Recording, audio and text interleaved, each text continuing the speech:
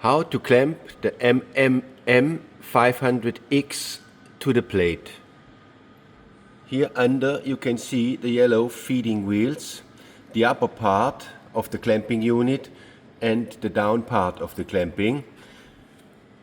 Make sure you pull the machine in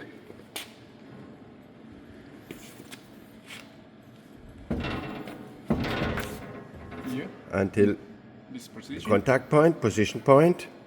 Make sure that the yellow feeding wheels are under the plate, getting in touch Then with the base material, with the plate. we will roll down here by this button.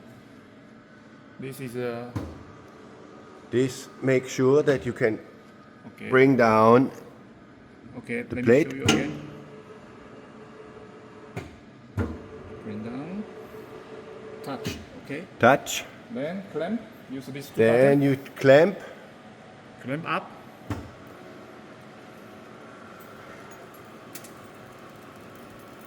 One more time. I show you one more time. One more time. Okay. A little lower. Yeah, okay.